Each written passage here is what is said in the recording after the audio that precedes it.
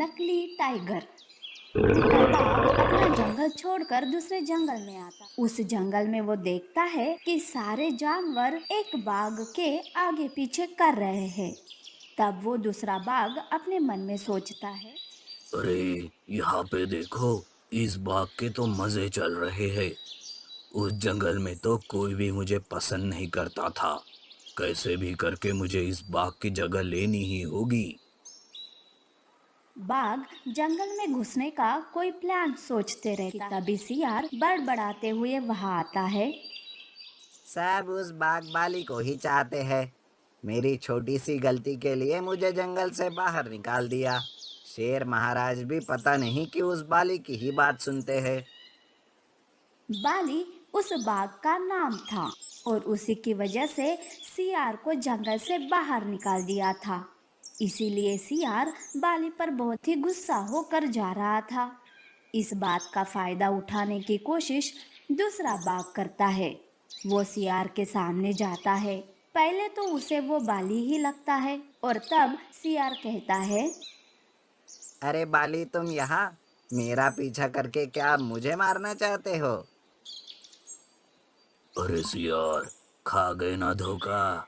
मैं तुम्हारे जंगल का बाली नहीं हूँ, मैं बाघ हूँ।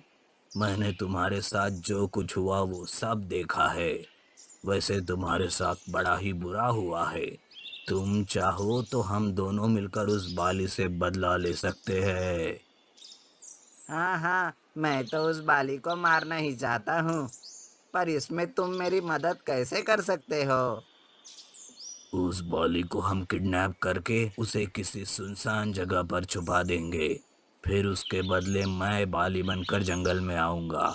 फिर तो तुम भी जंगल में आ सकते हो। और फिर मौका देखकर शेर और बाली को मारकर हम दोनों जंगल के राजा बन जाएंगे। दोनों भी हंसते हुए अपने प्लान को अंजाम देने की तैयारी शुरू कर देते हैं। रात के अंधेरे में वो दोनों जंगल में घुसकर बाली को किडनैप करके जंगल के एक खंडर में बंद कर देते हैं। दूसरे दिन बाघ बाली बनकर जंगल में जाता है। अब बाघ को खाने पीने के लिए कोई कमी नहीं रहती है। साथ साथ उसे वहाँ बहुत मान सम्मान भी मिलने लगता है। इस तरह से कुछ दिन बीत जाते हैं। तब सियार बाघ से मिलने आता है और कहता है, अरे बाग, क्या हुआ हमारे प्लान का? कब से तुम्हारा इंतजार कर रहा हूँ। तुम कब मुझे जंगल में फिर से वापस लाओगे? तुम यहाँ मजे ले रहे हो और मुझे वहाँ बाली की रखवाली करने लगा रहे हो। हाँ हाँ, मैं आज ही कुछ करता हूँ। पर अभी तुम यहाँ से चले जाओ और उस बाली पर अच्छे से नजर रखो। जाओ यहाँ से, नहीं तो कोई देख लेगा हमें। बाघ और सियार को हिरन एक साथ देख लेती है। उसके मन में शक आता है। तब वो सोचती है, अरे ये सियार और बाली एक साथ, ये हमारा बाली हो ही नहीं सकता। लगता है ये कोई बहरूपिया है। वैसे कुछ दिनों से ये बाली कुछ बदला बदला सा दिख रहा है। मुझे इस पर नजर रखनी होगी। उसी दिन बाली शेर के पास जाकर सियार की बात करता है। महाराज, सियार को उसकी गलती का एहसास हो गया है। आप उसे माफ करके एक बार सुधरने का मौका दीजिए। ठीक है बाली, तुम कहते हो तो तुम्हारी बात मान लेता हूँ। बुलाओ उस सियार को। पर हाँ, आगे से अगर उसने कुछ ऐसा किया तो मैं उसे छोड़ूंगा नहीं। बाघ मन ही मन बहुत खुश हो जाता है। खुशखबरी सुनाने खंडर की तरफ जाने लगता है। हिरन भी चुपके से उसके पीछे पीछे जाने लगती है। बाघ सियार से मिलने खंडर जाता है। उसे मिलकर बाघ खुशखबरी सुनाता है और कहता है, अरे सियार, हमारा प्लान कामयाब हो गया। शेर ने तुम्हें जंगल में आने की इजाजत दे दी है। अब पहले इस बाली को जान से मार देंगे, उसके बाद शेर को। हिरन ये सब सुनकर दंग हो जाती है। वो खंडर में देखती है तो उसे बाली कैद में दिखाई देता है। तब हिरन सोचती है, अच्छा तो मेरा शक सही निकला। ये नकली बाघ हमारा बाली बनकर हमें धोखा दे रहा है। हिरन तुरंत चील को बुलाकर सारी बात बताती है और उसे जंगल में जाकर सारे जानवरों को और शेर को बताने के लिए कहती है। चील उड़कर सारे जंगल में बाघ की सच्चाई बताता है। तब शेर के साथ सारे जानवर खंडर के पास आते हैं। सियार और बाघ बाली को मारने ही वाले थे कि तभी शेर बाघ पर हमला करता है। बाली की जान बच जाती है। बाली सबका धन्यवाद करता है। तब शेर कहता है, इन दोनों को जंगल से मार मार कर बाहर फेंक दो। सारे जानवर मिलकर उस नकली बाघ और सियार को मार मार के जंगल से बाहर फेंक देते हैं। घना और शांत जंगल था। उस जंगल में एक दिन एक लोमड़ी आती है। जानवरों से भरा जंगल देखकर उसका मन ललचा जाता है। लोमड़ी चुपके से जानवरों के बच्चों को चुरा कर खा जाती थी। ऐसे बच्चे गायब होने की वजह से जानवर परेशान हो गए थे। एक बार लोमड़ी खरगोश के बच्चे को मुंह में पकड़कर जाते हुए बंदर देख लेता है। बंदर लोमड़ी के सामने आकर कहता है, अरे लोमड़ी, छोड़ दे बच्चे को, नहीं तो मैं सबको चिल्ला चिल्ला कर यहाँ इकट्ठा कर लूंगा। तब लोमड़ी डर के मारे बच्चे को छोड़ देती और वो वहां से भाग जाती है। जाने पर लोमड़ी मन ही मन सोचती है, अरे बाप रे, आज तो बाल बाल बच गई। पर ये बंदर ये बात किसी को ना बताए। आज से मुझे जरा संभल कर ही रहना होगा। लोमड़ी का आज का दिन ऐसे ही बीत जाता। उसी जंगल में एक चालाक मुर्गा रहता है। बंदर लोमड़ी की ये बात बताने मुर्गे के पास आता है और कहता है, अरे मुर्गे भाई, मुझे लोमड़ी पर शक हो रहा है। ये लोमड़ी ही बच्चों को चुरा रही है। बंदर आंखों देखा हाल मुर्गे को बता देता है। तब मुर्गा कहता है, अरे तो कल ही सबको ये बात बतानी थी ना।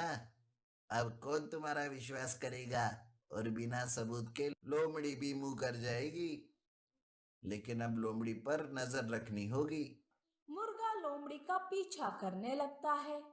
ये बात लोमड़ी को पता चल जाती है। लोमड़ी सामने से मुर्गे से कहती है, लगता है तुम्हारी और बंदर की बातें हुई है, इसीलिए तो तू मेरा पीछा कर रहा है। तो फिर सुन मुर्गे, हाँ, मैं ही बच्चों को चुरा कर उसे खा जाती थी। इतना पता चलने पर भी तू मेरा कुछ नहीं बिगाड़ सकता, समझे ना? अरे इतना घमंड मत कर अपनी ताकत पर। मैं तो तुम्हें रंगे हाथ पकड़कर इस जंगल से बाहर कर दूंगा। अरे जा जा, आज तक मेरे गिरेबान तक कोई नहीं पहुंचा है, तो तू क्या चीज है? पर फिर भी मैं तुम्हें चैलेंज करती हूँ। देखते हैं कि कौन किसको फंसाता है। अपने आप पर इतना घमंड अच्छा नहीं होता लोमड़ी। चलो, मुझे तुम्हारा ये चैलेंज मंजूर है। मुर्गा लोमड़ी को कैसे पकड़ा जाए इसी के सोच में रहता है। तभी मुर्गे को एक आइडिया आता। वो हिरन के पास जाता है और कहता है, हिरन, मेरा कोई बच्चा नहीं है, इसलिए मैं एक दिन तुम्हारे बच्चे के साथ बिताना चाहता हूँ। क्या मैं तुम्हारे बच्चे को एक दिन अपने साथ ले जा सकता हूँ?